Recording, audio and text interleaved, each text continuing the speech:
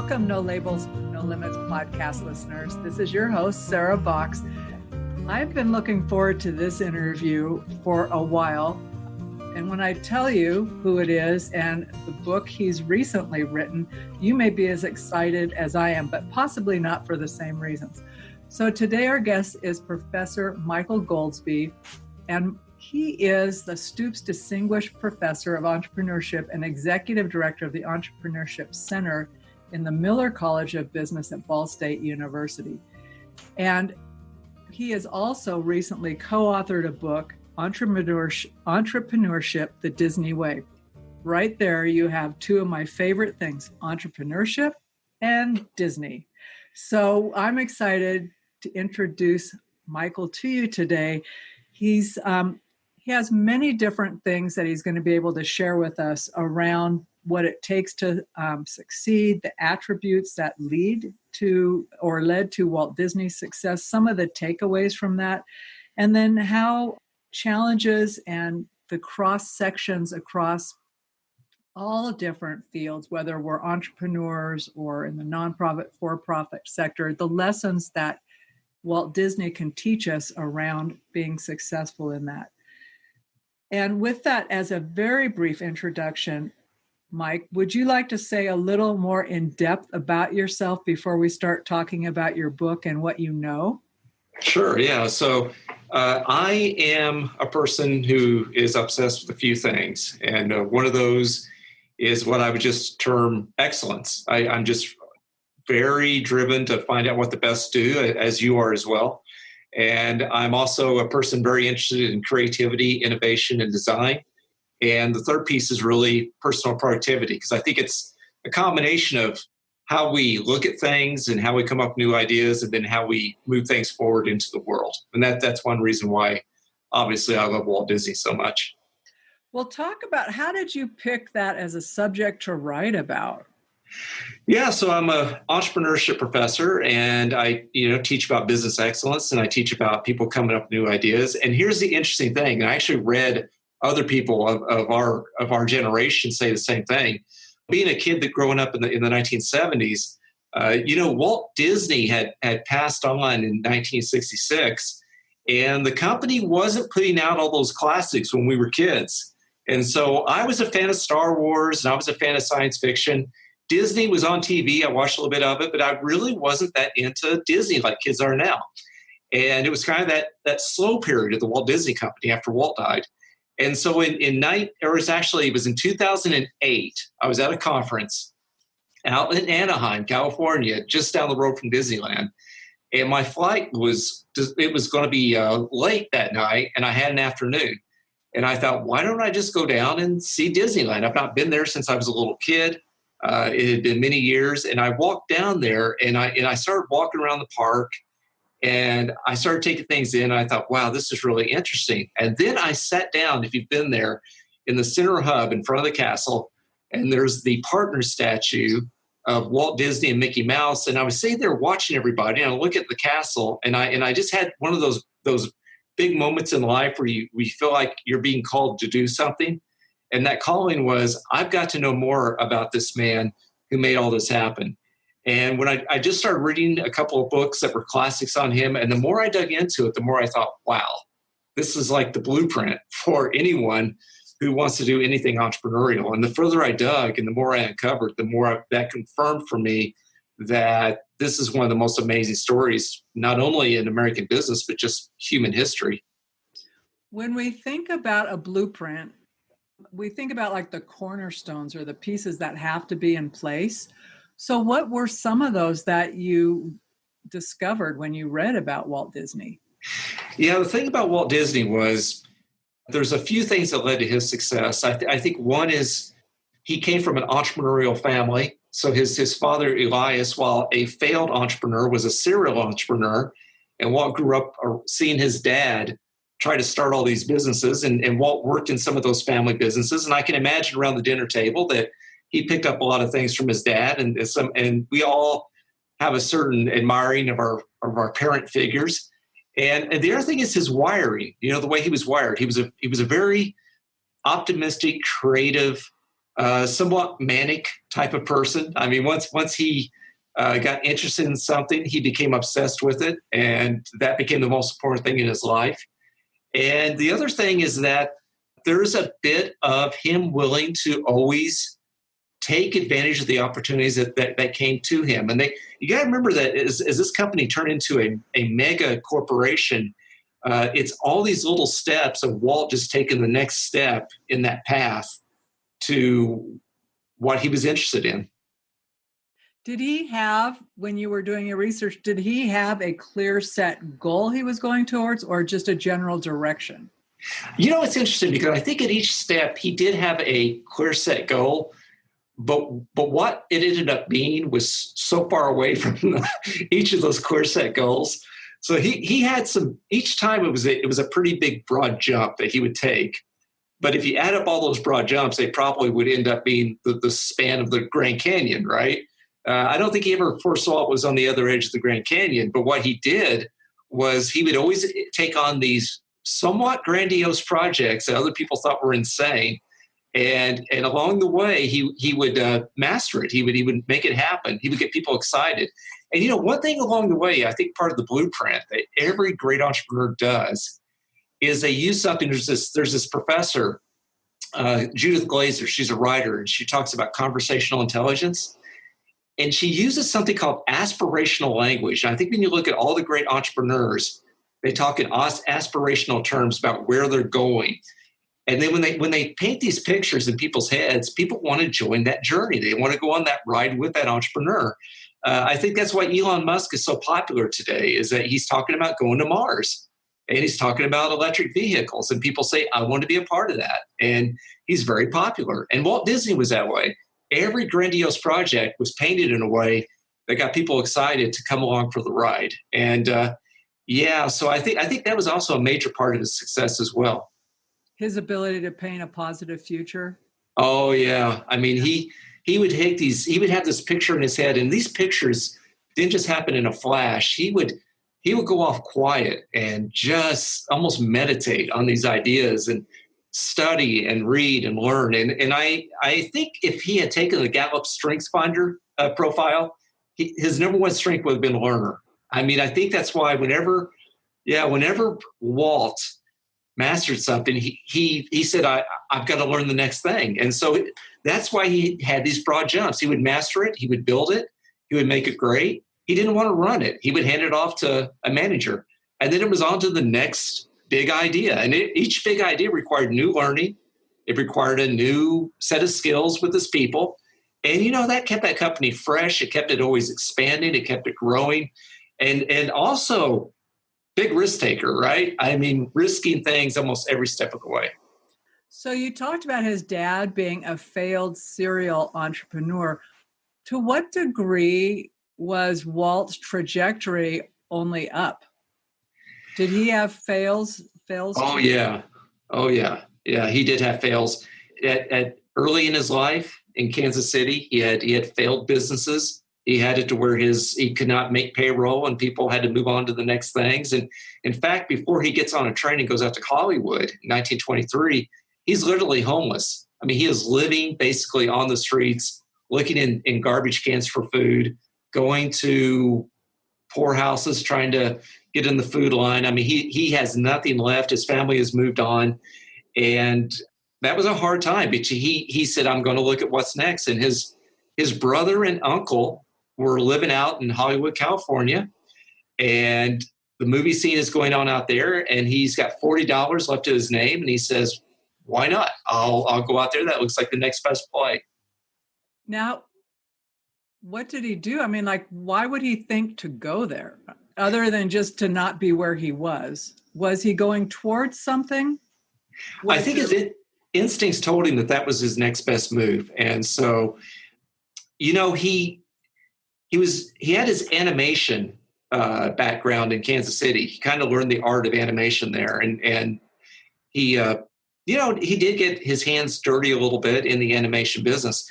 He went out to California, I believe, to actually see if he could find a role in traditional movies. So I think he had a dream of being a director, being a producer, maybe an actor. I mean, there were, he was a fan of Charlie Chaplin. That was his hero and idol. And they said he could mimic Charlie Chaplin, which I think later ended up being a skill set that he used in helping make the animated movies when he would actually act out the parts of all the characters. They said anytime you watch a movie from the Walt Disney era when he was alive, that was basically Walt up on the screen and the animators were just capturing it. Wow, I did not know that. But when you look at those early black and whites, I can picture it. When you said the whole Charlie Chaplin thing, you can see it just in the movements and that kind of piece of it. That's amazing. So onward. Yeah. I'm sorry, I just had a little moment back. No, it really is. That's great. Yeah. And now, and to build on what you were saying, about these big moments. Now think about this. This is just for your listeners out there who are going on to that next stage, whatever it is. There's a lot of you doing the hard work and taking the risk and having the grit and using your skills. And there's another side. It's just the world and the crazy billions and trillions of things that happen out in the world that go your way a certain way, maybe not a certain way. For Walt Disney, think about this. The reason his businesses failed in Kansas City is he was not a great business person. He just didn't handle the money side very well. He was good on the creative side. He got people motivated, but he just couldn't get into the black on the income statement. But his brother Roy, who's like a father figure, he's 8 years older, his big brother Roy was in the Navy and had contracted tuberculosis and went out to California to a VA hospital to convalesce in dry air to get over tuberculosis, or at least to get it down. And when Walt moves out there, his brother, who happens to have 8 years of baking experience and is not working at that time, Walt goes to him and says, let's start up our own studio. Walt couldn't get a job in the studios. He said, let's start our own. And Roy's not got anything else to do. He's convalescing. He says, sure. So now you've got a brother out there in Hollywood, California in the 1920s when the industry is just taking off. Because before that, it was New York City. That is where movies were, was New York City. But Hollywood's starting to catch up. And Walt goes out there in the 20s. He's got a brother convalescing who's got 8 years baking experience to bring the strength that Walt did not have. And he gets to live for free at his uncle Robert's house in Hollywood. And they just start, working away, and they get a little deal with a lady named Margaret Winkler to make some pictures, some little cartoons, and boom, they're on their way. And it's just, it's one of those things that you were saying, did he have it planned? It's to a degree he had it planned, but these things that made Walt Disney the thing that he ended up being the icon, it's just it's a surreal story almost. Well, it's one of those things too, they use the metaphor about you think you're going to the highest peak on the mountain until you actually get to that peak, and you realize that's only the highest because you couldn't see higher, right? So there's no way that I would imagine, even if he'd become on the side of the camera he wanted when he went out there, he may not have seen what possibilities could have opened up for him. Exactly.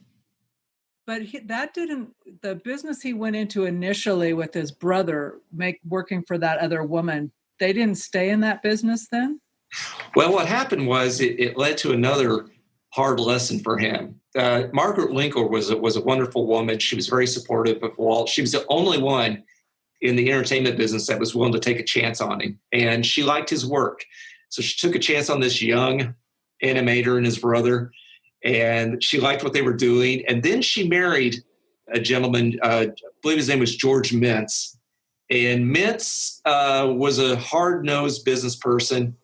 And over time, he starts kind of micromanaging Walt, which is not a good thing for Walt Disney. He did not like to be micromanaged. And they're doing okay. I mean, they're growing. The company's taking off. They're expanding. And they come up with a character called Oswald the Lucky Rabbit. And that was actually a hit. It was actually Walt's first big hit.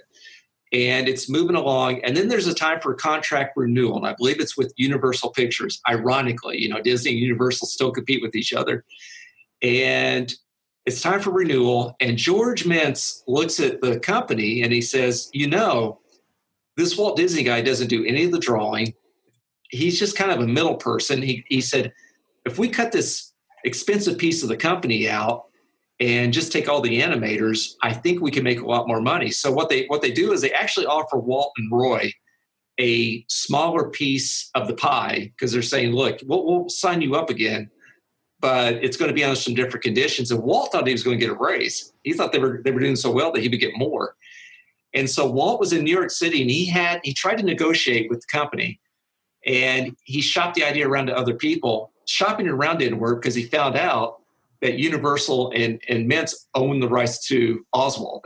That Disney was actually just a contractor for, even though they created it, it was owned by Universal. So he had a decision: do I want to stay a contractor, or do I want to break off and try something new? And his own people, this is a moment of huge betrayal. His own people left him to go with Universal and continue with Oswald the Rabbit. And there was one guy that stayed behind.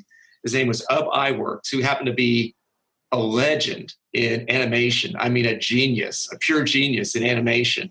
Did things no one has ever accomplished. He stayed with Walt out of loyalty. They were old Kansas City friends. And they decide, we're going to do something different. And they come up with Mickey Mouse. That's how Mickey Mouse happens. Now, what's interesting is that he still had to fulfill the contract for Oswald while he, on the side, secretly with his brother and Ub and a few family members, work on Mickey Mouse at night. And they didn't want anybody to know what was going on because they didn't want the ideas stolen. But out of that came a couple of things. Walt Disney, one, learned that he was never going to give up ownership of his intellectual property again. And the second thing is he got Mickey Mouse. So again, he was betrayed. It hurt. And yet there we are again with one of those peaks that you were talking about that you could not have seen. But Mickey Mouse was a huge hit, and everything comes off Mickey Mouse. That's why Walt said famously that it was all started by a mouse. Well, and it's interesting as you're saying that there's a lot of parallels to what you hear today with folks who are working, but they want something different. So they're doing which now is commonly referred to as a side hustle, right? It's like what you do on the side or in your spare time, because that's really more and more common. But it's not necessarily an easy thing to do. And for Walt and his brother to continue on with Ub, right? At least it was the core of them. Yeah. So, and honestly, I don't remember anything about that rabbit. Well, it's not around anymore, so yeah, easy to forget. Yeah, one of them sustained. But you talked about how important a mission is, an entrepreneurial or a business mission is. Can you talk about how that is a glue and what happens when we forget mission?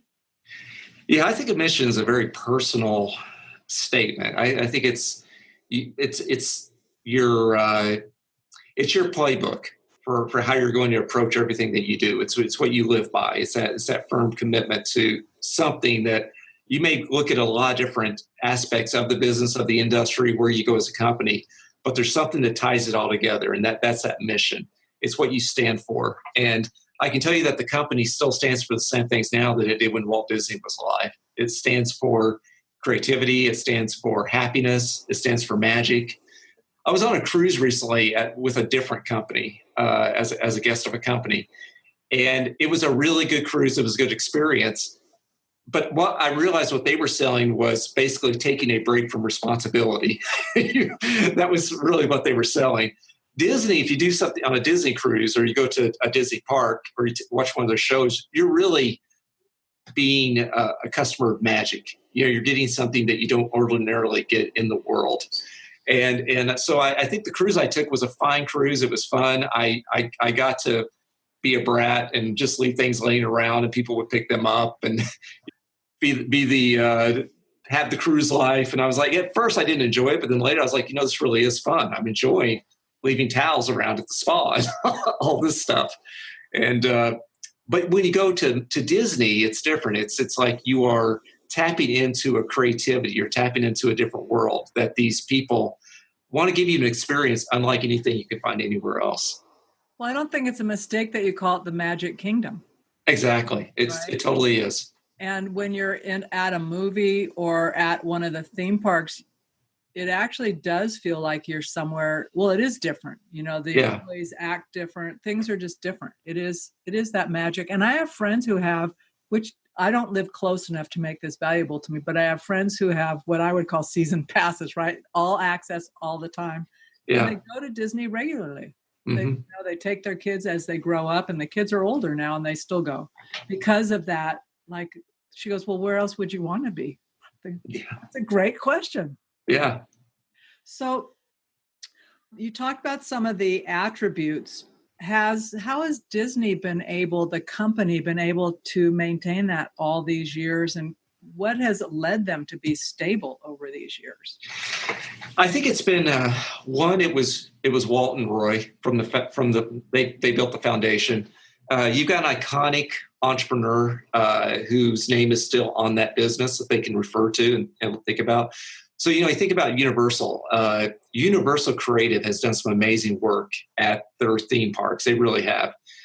But I'm a student of the theme park industry, and I could not tell you who the founder of Universal Studios was.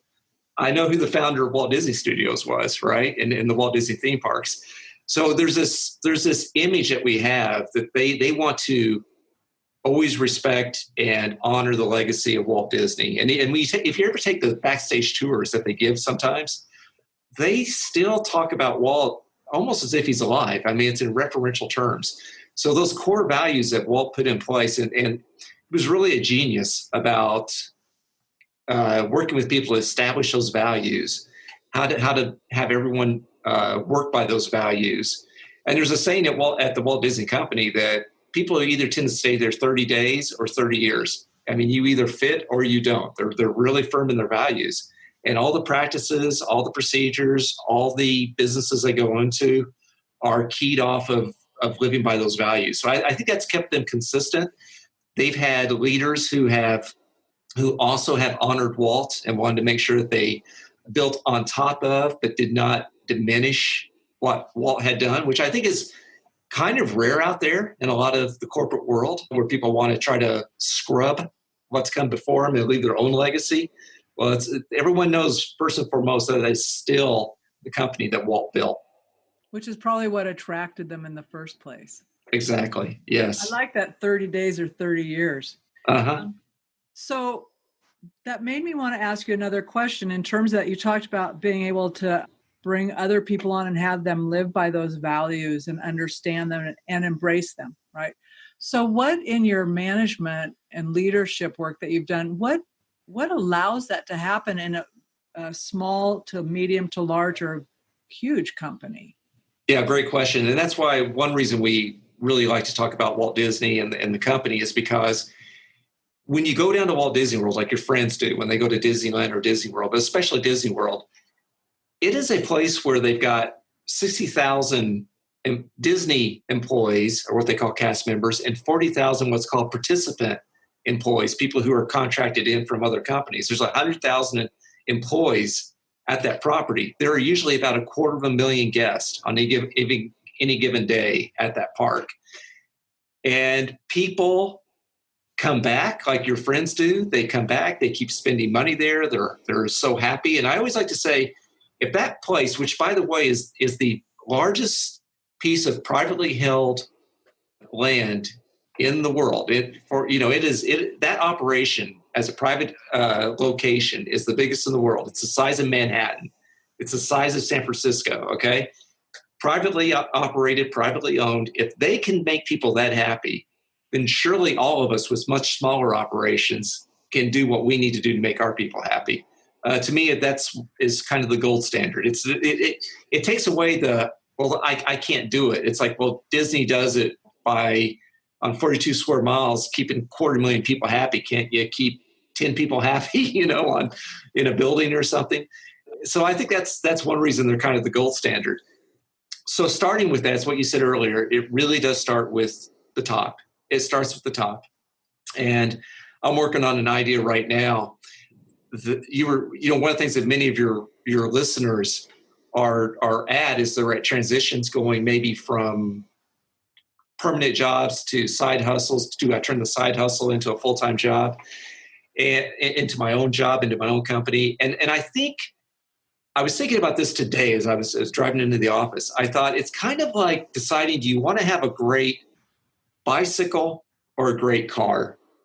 And they're like these wheels of excellence. And I think if you're going to be, if you're going to be a freelancer, you can be really happy riding a really great bicycle, So that would be yourself, your own personal excellence, and your knowledge of whatever industry or area you're trying to work in. Those are your two wheels. But when you're going to try to drive a car, you're going to add in the team. That's another wheel. And the organization. That's another wheel. And I think when we're people who are driven, we're entrepreneurial, we're high achievers, and we're riding in a car where that organizational wheel or that team wheel isn't rolling very smoothly. Maybe it's got a broken spoke. Maybe it's a little bit low on air. The car gets clunky. I'd rather be on a smooth riding bike than in a clunky car. But you know what? I might find that there's a really nice car that has all the pieces working together that I might fit well into. And so I think it's a hard choice. I think we oftentimes leave organizations not only because of our own aspirations, but also our own values and our own way that we want things to work aren't lined up. Our wheels aren't on a good piece of vehicle that we want to be a part of. And we branch off and we say, you know what, I'll take a ride on my own bike. Yeah, and I think that that is a great mental picture or a frame to have about that. As you were talking about that, I'm thinking about those little tiny wheels they throw in the back of your thing, going, yeah, those are never a smooth ride. They get you there. It's a little bumpy and you can't go as fast. So it's good to have all the right size tires inflated the right way.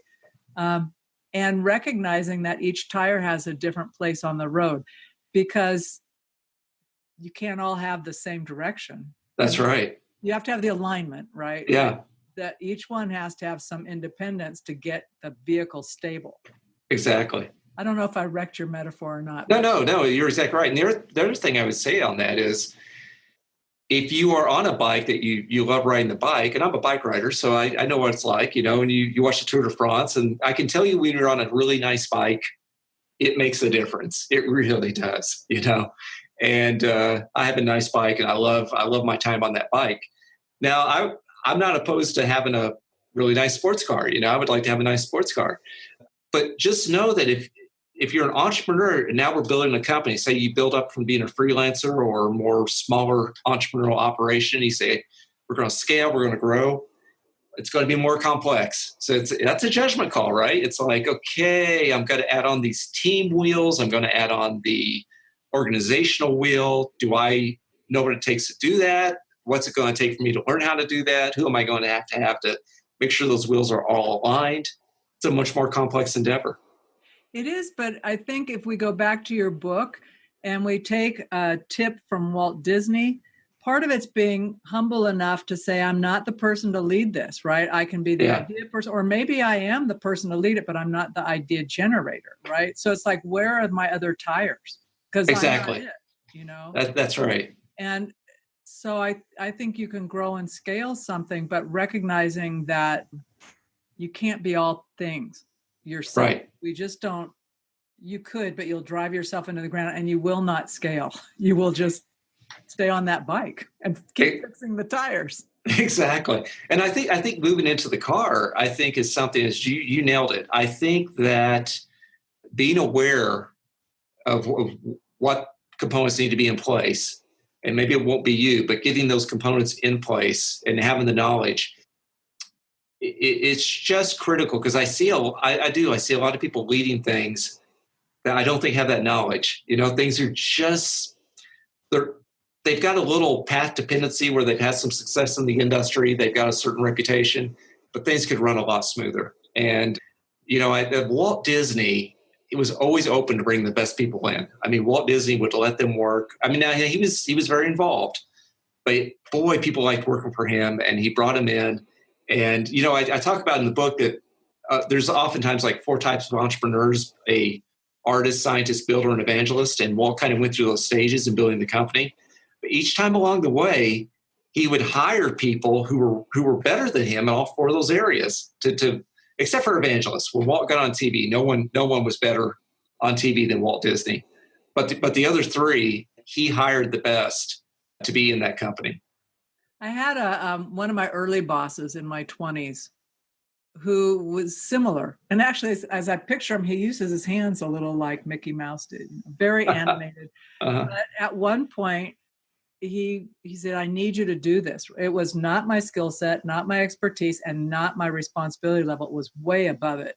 And I said, yeah, I can't do that. He says, oh, no, I hired you because I know you can.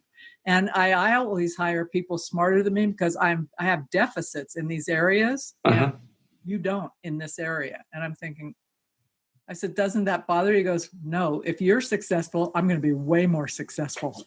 But I mean, it was the first time I got that connection that he actually counted on his success by the most smart people or successful people he could bring in around him. Because he said, if I don't do that, I'm always going to be here. I can't go off and do other things I want to do. And I need to build a team and go. You know? So using what's like go to the next level, whether in that kind of trajectory you talked about on the entrepreneurship. So I could talk to you forever. I think you're so fascinating. Thanks. And your work and your leadership. Before we go, Mike, will you talk about some of the resources that you actually have on your own website and how people can think, and maybe even a little bit about those 4 areas of entrepreneurship? Because I think they help people understand maybe where they are or where they could be going. Sure. So as my co-author, Rob Matthews, we developed a website called www.elprofile, that's elprofile.com. And you can find me, if you want to email me, feel free to email me at mike@elprofile.com, or my school address is mgoldsby, MGOLDSBY @bsu.edu. And on that site, there are columns we've written. There's other interviews that we have done. Yours will be up there soon. We also have our profile. And in that profile, it was after doing many years of being asked the question, so who's an entrepreneur? And I thought about that question, and I gave it a lot of thought, and I developed a profile where I said, really, entrepreneurship is about opportunity. And opportunity, it's how we think about opportunity and how we act on opportunity. So I said, well, people who think in abstract terms, and also people who are really like to explore, where they're kind of like artists. And so I started talking about entrepreneurs acting like artists in that stage. And Walt was that way when he was an animator. And then when he moved into things like the Silly Symphonies and Snow White and the great classics, he started to bring a lot more technology in. So these are people who are like scientists. They think more concretely. They think about technology. They think about the real world, but they're still exploring. And so that was the experimental years of the Walt Disney Company. And then people like to be concrete. They like to get into the numbers. They like to get into the real world, but they like to kind of capitalize on what's there, or other people call it exploit, whatever strengths you have. And I call those people builders. That's that scale that we talked about. How do you get the efficiencies in place to handle all the interests that people have in your company, and how do you deliver? And the final box is an evangelist. This is a person who thinks in big ideas. They communicate well. They connect with people, but they do it on a large scale. So those are the evangelists. And Walt Disney, when he was on TV, and I think even Disneyland was I think that was his church. I think that's where he went, and he actually met with the people there face to face, walked around the park, and that became kind of his cathedral. And the TV was very much where he evangelized the Disney way of life that really became a part of Americana. You know, as you're saying that, I'm thinking, and I can still picture him on TV, you know, being a little bit older than you. I do remember that. But I could just think about, what if I was walking with him in Disneyland and he pitched something to me? The likelihood of me saying no is non-existent, right? I mean, it would just be too engaging. So the whole evangelist piece really makes sense. I want to thank you so much for being on this show today. And I really appreciate your work and learning, just not just from your book, but just from the study and the research that you do in the field of business and entrepreneurship. So great success to you in everything that you do. Thank you, Sarah. It's been a real pleasure being on your show, and good luck to all your listeners out there. Thanks. Well, that's it for this week's edition of the No Labels, No Limits podcast. We hope you liked what you heard, and if you did, we ask that you go over to iTunes, Stitcher, Spotify, or wherever else you listen to the podcast and leave us a rating and review. If you know someone who would enjoy this podcast, please be sure to share. And until next time, have a great week living a no labels, no limits, and no excuses life.